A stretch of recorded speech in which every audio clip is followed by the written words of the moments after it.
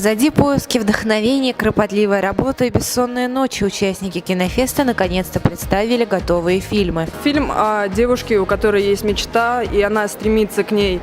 Она добивается ее, несмотря на жизненные трудности. Было очень мало времени, были определенные трудности, особенно с монтажем, сознаюсь. Но у меня был хороший коллектив, хорошие ребята, мои сокурсники, с которыми было довольно-таки легко работать. Фильм под названием «День и ночь».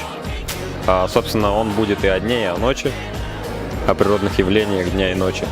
Как таковой сценарий, он был не длинный, так скажем. Задумка фильма – показать всю красоту дневного и ночного неба. Трудности в съемках были в том плане, что 6 секунд ночного неба снимается 1,5 часа. «Террорист» — это фильм, он повествует о тяжелых буднях террориста-неудачника, который должен во что бы то ни стало выполнить задание, иначе ему угрожает смерть не только ему, но и его коту. Но сложностей много было со светом, с пространством, места не хватало во время съемок, локации, с ограничением по времени. У нас, получается, 2 дня было на съемку и монтаж фильма.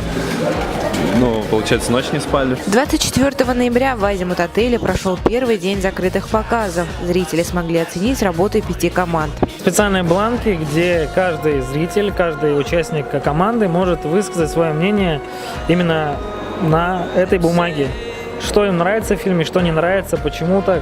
По описанию потом мы будем смотреть именно при зрительской симпатии. Помимо участников кинофестиваля на закрытых показах присутствовали и члены жюри. Это талантливые люди республики, известные шоумены города. Очень много интересных идей увидел для себя, очень много неожиданных ходов и очень красочно и ярко с неожиданных сторон открывают обыденную жизнь. Очень здорово, что такие мероприятия проводятся у нас в городе и что молодежь, подчеркиваю, что именно молодежь занимается этим, что как мы сегодня видели, ребята сами делают то, что им нравится, идут к своей цели, к своей мечте, покоряют какие-то вершины. Хороший уровень, то есть какие-то довольно-таки начинающие работы, есть работы уже за материалы, что ли, так сказать, хорошие. Я думаю, что будет адекватный выбор и победит сильнейший. Закрытые показы будут длиться в течение 2 дней. За это время участники смогут ознакомиться с работами других команд и оценить свои шансы на победу. Из 17 команд жюри выберет самых достойных. Ровно через неделю, 1 декабря, вся республика узнает лучший короткометражный фильм. Гуля Шарафудинова, Анна Пстыга, Влад Андреев. Специально для Правком ТВ.